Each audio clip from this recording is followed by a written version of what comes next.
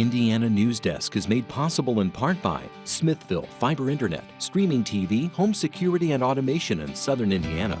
More information at smithville.com. Maller Grodner Attorneys, providing legal services to clients and the community. Understanding, expertise, results. Bloomington and Indianapolis. lawmg.com. IU Alumni Association, connecting IU's network of alumni and sharing the Indiana spirit through scholarships, advocacy, and volunteerism. alumni.iu.edu. IU Center for Rural Engagement, extending IU Bloomington resources to improve Hoosier lives in partnership with communities and organizations. rural.indiana.edu. And by WTIU members. Thank you. Coming up on Indiana Newsdesk. IU's graduate student workers voted to suspend their strike until the fall, but they got a big show of support from the university faculty this week. There are lots of people clearly who are passionate on both sides of the issue, but I think what's a very true statement is all of us support our graduate students. Faculty overwhelmingly voted to support the grad students forming a union. If you've ever wondered what's stocked in the fishery ponds just north of Martinsville, we've got the answer. There's a good chance that if you grew up in the Midwest, you know, your goldfish came from Grassy Fork. In the early and mid-1900s, the property was the largest goldfish farm in the world. And we talked to an expert about COVID-19 as cases begin to tick back up and the country passes a deadly milestone. Those stories plus the latest news headlines right now on Indiana Newsdesk.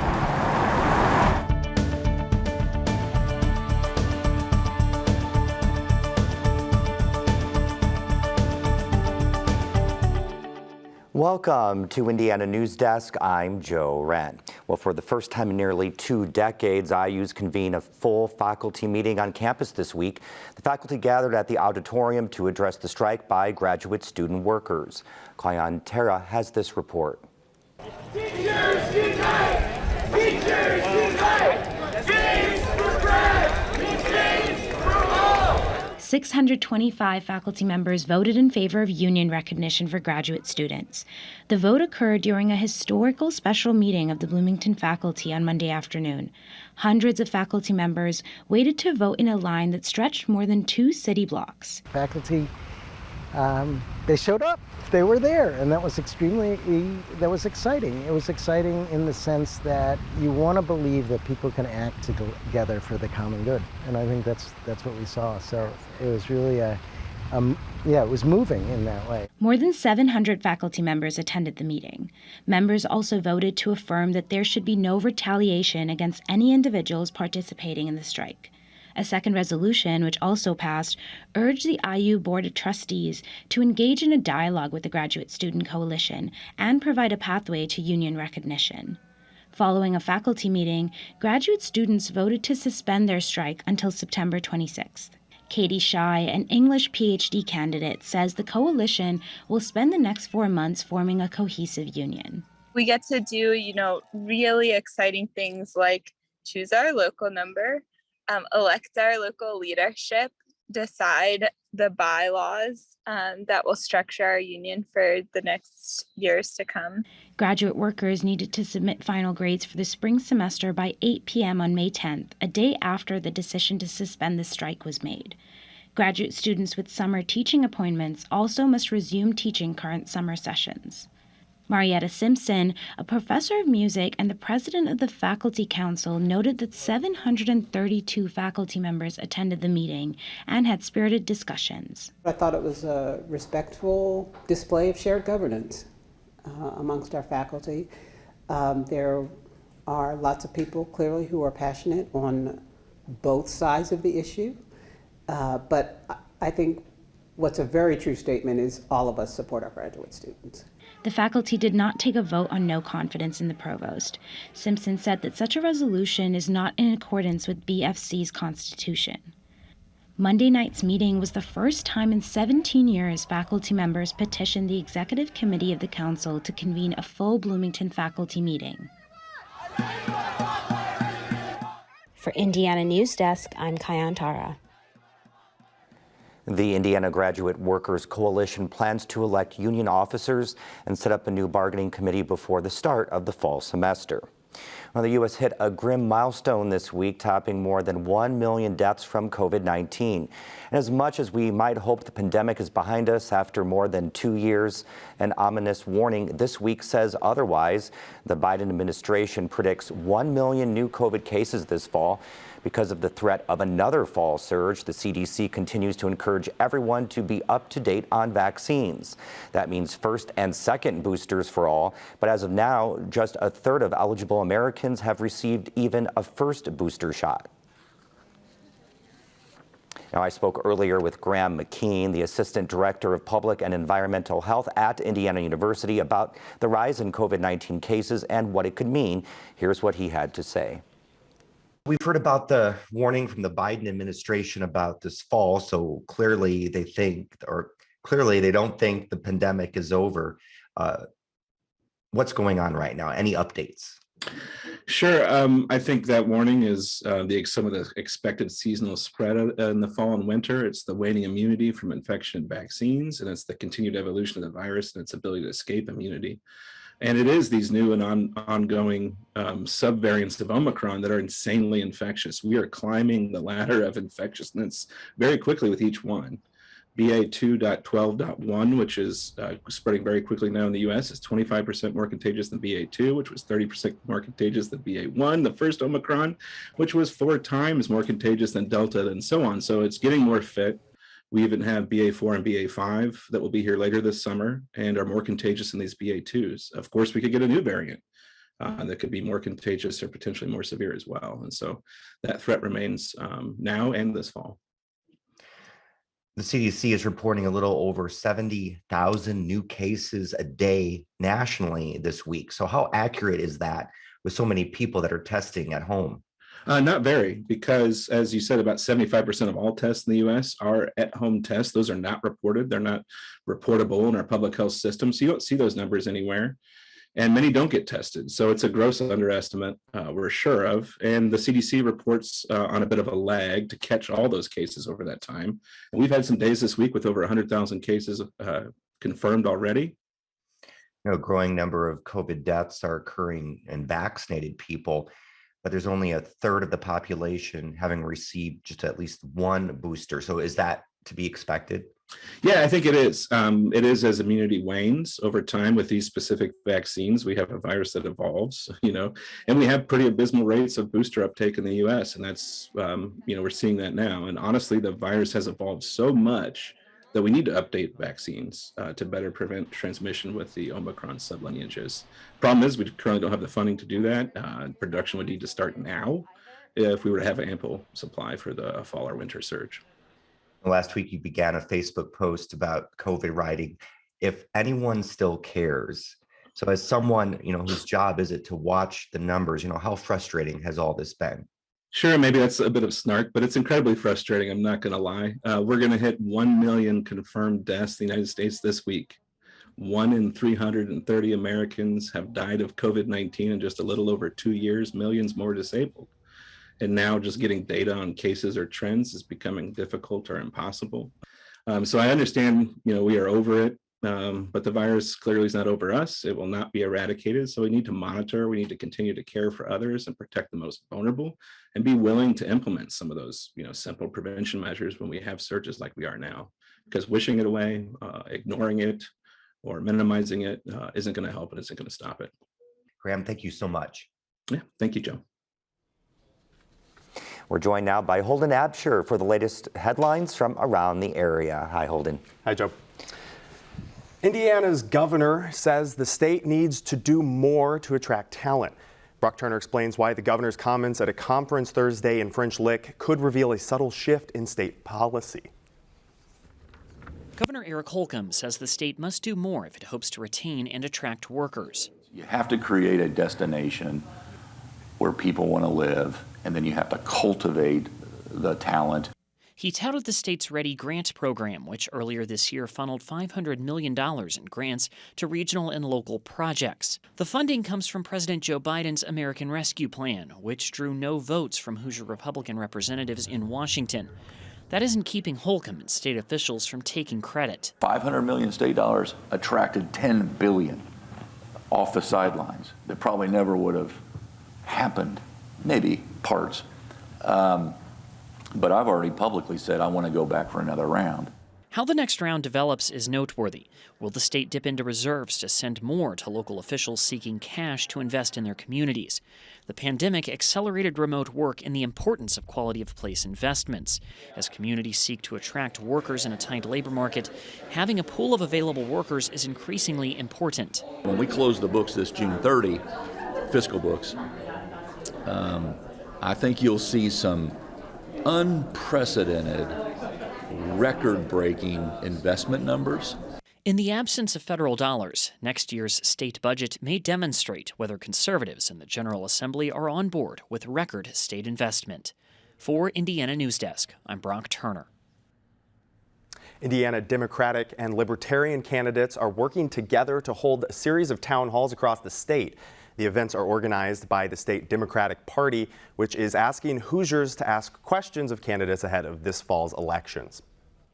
Democratic Secretary of State candidate Destiny Wells says the town halls are a response to what she calls the divisiveness in politics over the last few years. We need to be responsible and show Hoosiers that politicians and candidates can work together and play together in the sandbox. Libertarian U.S. Senate candidate James Seniak says the town halls are vital to hear directly from voters. I believe that any office we hold is a public servant office, and if we're not hearing from the public, we're not doing our job. And Libertarian Secretary of State candidate Jeff Moore says the town halls are about the fundamentals of the democratic process.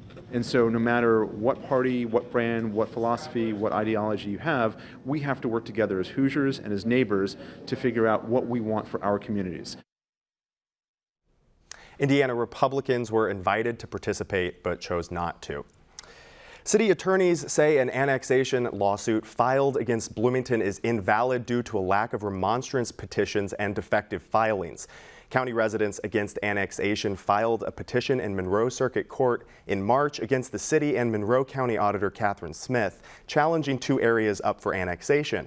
But last week, the city responded in court documents claiming untimely, improperly notarized, and ineligible petitions were collected in the 4-month remonstrance window. The city is challenging those petitions, claiming all waivers should count, despite a 2019 state law that invalidates waivers more than 15 years old. Complying with that 2019 law violates the Indiana Constitution and the federal Constitution and others. So it's a lot of legal technicalities, but they're 2 different lawsuits based. Counting all the waivers does make a huge difference. All but 2 of the 7 proposed areas would be automatically annexed in that case. The city of Bloomington ordered AT&T to remove its equipment from the Johnson's Creamery smokestack by May 31st or face a $500 a day fine. The city says the equipment is preventing the property owner from reducing the smokestack to a safe height. What this order would allow the city to do is have the ability to impose fines against AT&T if they're not engaging in the process or unreasonably delaying the owner. Dixon said the city set the deadline for the end of May because the property owner, Peerless Development, could begin reducing the unstable smokestack from 144 feet to 60 feet as early as June. He said AT&T's latest estimate to remove the equipment is between June and July, but they did not respond to the May 31st deadline. Indiana rents are up 13% compared to the same time last year, according to data from rental property hosting site Dwellsy. Nationwide, the company reports that residential rent increased by about 24%, with increases in bigger markets like New York City slowly cascading into mid-sized markets like Indianapolis. Indy has already seen rent increase 10% over the last year. The Monroe County Sheriff's Office is hoping to solve a homicide that occurred 18 years ago using modern DNA data. The Sheriff's Office is contracting a genetic genealogy lab to identify the skull with 2 bullet holes found near Lake Lemon in 2004. This is a fairly new investigatory process that compares the submitted DNA to open source DNA profiles throughout the country. The county is contracting a genetic genealogy lab to scrape open source DNA databases, such as those from at-home kits like 23andMe. The Monroe County Council and Board of Commissioners both approved $5,700 for the service earlier this week. That's all the time we have for headlines, Joe. We'll give it back to you. All right, thanks, Holden. Coming up next on Indiana Newsdesk. The fish ponds off I-69 just north of Martinsville once made the city known as the goldfish capital of the world. And as road construction heats up this summer, we show you how to keep up with the projects and how to avoid them. These stories and more right here on Indiana Newsdesk. Public media's role now is more than ever to get the facts out, to be as transparent as possible, and to tell the truth as we know it.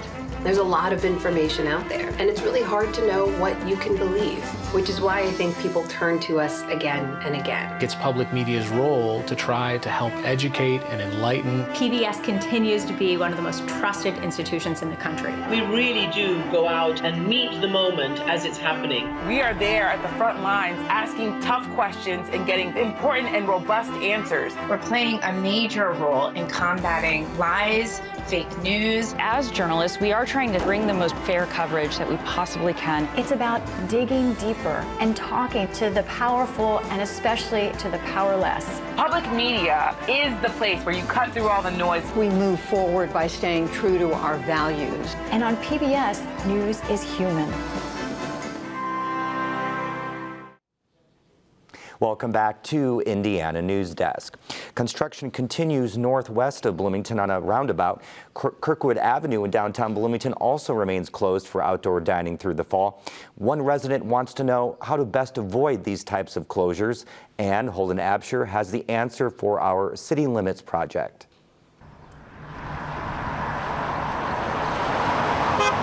Bloomington summers are no stranger to construction projects. Larger projects, especially the ones close to Indiana University, have tight deadlines. Last year, it was the 7-line protected bike lane, and this year, it's part of a multimodal path on 17th Street. There's just always something happening in Bloomington. You know, as soon as the students are out, it's like bam, all kinds of things are going on. Horn wants to know if there's an easily accessible website to find out what's being built in Monroe County. She's mostly curious which roads to avoid during construction season. If you could just go to a map and say, this is the route I'm taking, or I'm just curious as to what's happening here. And you can click on a site and say, oh, that's, there's a whole bunch of construction going on here. All the information Horn wants is public. It's just not in one place. Monroe County updates a weekly list, and the city of Bloomington has a program called Inroads. It's an interactive map with up-to-date road, sidewalk, and parking conditions. It's just so much easier to have the visual access. One downfall of Inroads is that it does not include repaving projects on Bloomington's 237 miles of road. The city keeps a separate map and schedule for these smaller scale projects. The county does not have an interactive map for these repaving projects at all. We don't have the budget to be able to pave 725 miles of roadway. So we try to stretch those dollars as much as we can, but it takes about $100,000 per mile to pave a road. Ridge says the cost of construction projects is almost double what it was 1 year ago. And high costs could mean less construction soon, but it could also mean more potholes and unsafe roads. For Indiana Newsdesk, I'm Holden Absher. One might surprise you to learn the country's oldest goldfish hatchery started right here in Indiana.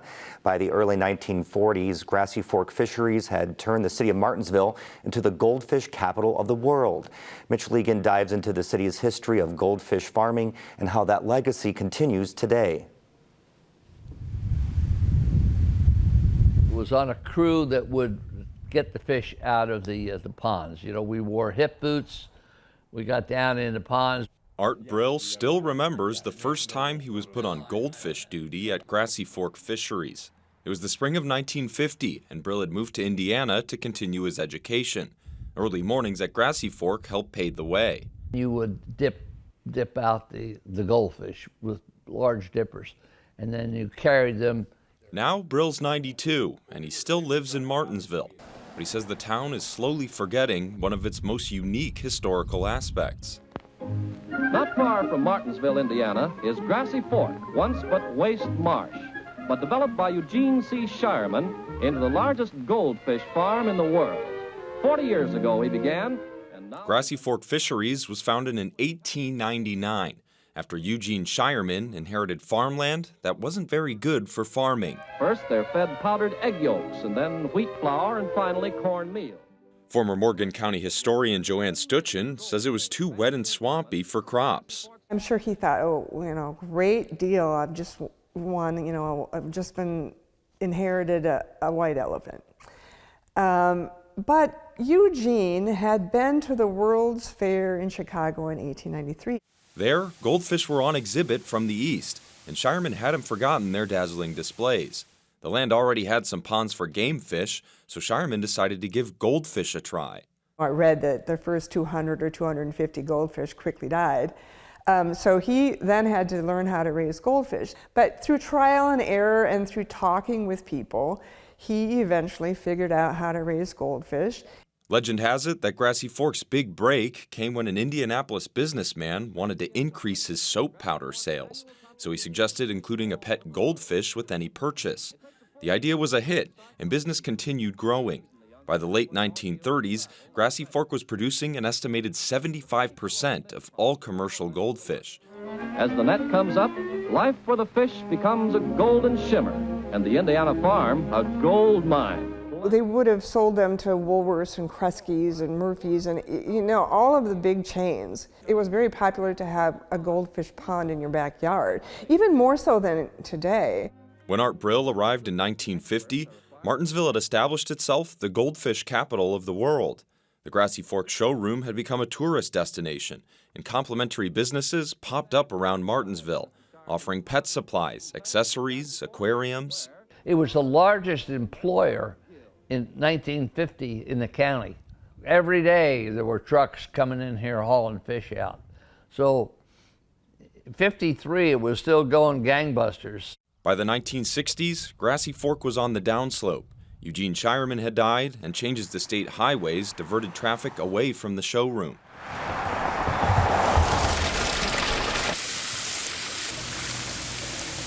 Missouri-based Ozark Fisheries purchased the farm in 1970. Joe Cleveland is now the fourth generation of his family to run it.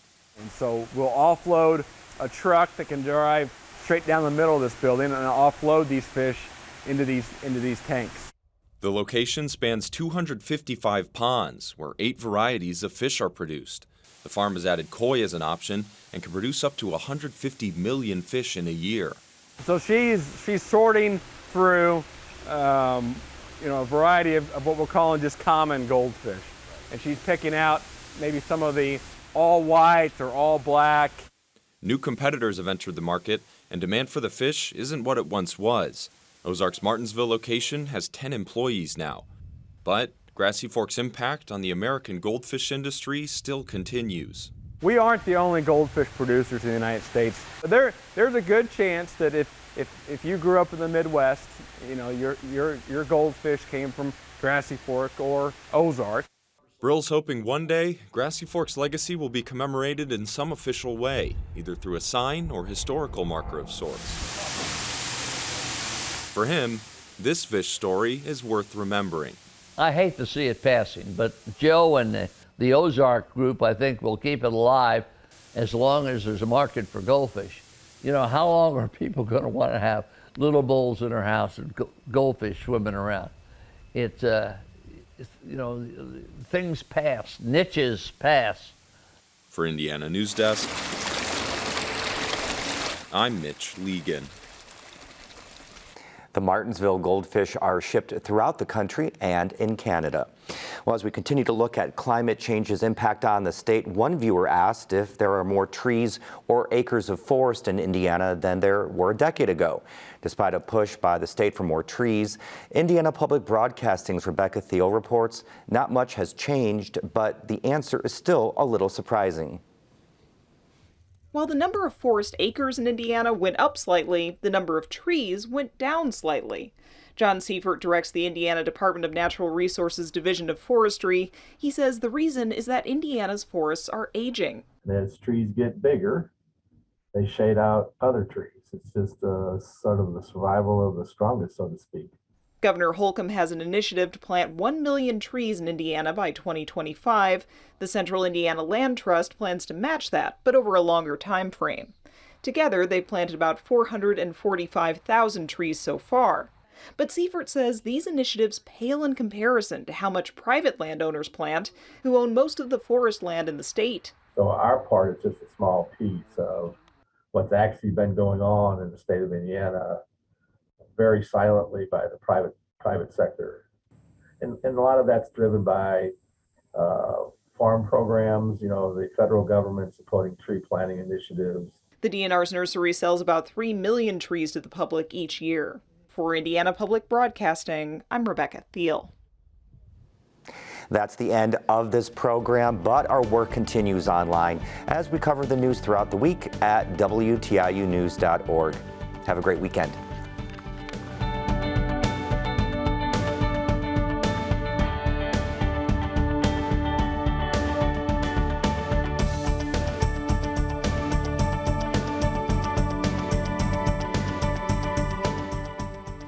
Indiana Newsdesk is made possible in part by Smithville Fiber Internet, streaming TV, home security and automation in Southern Indiana. More information at smithville.com. Maller Grodner Attorneys, providing legal services to clients and the community. Understanding, expertise, results. Bloomington and Indianapolis. lawmg.com. IU Alumni Association, connecting IU's network of alumni and sharing the Indiana spirit through scholarships, advocacy, and volunteerism. alumni.iu.edu. IU Center for Rural Engagement, extending IU Bloomington resources to improve Hoosier lives in partnership with communities and organizations. rural.indiana.edu. And by WTIU members. Thank you.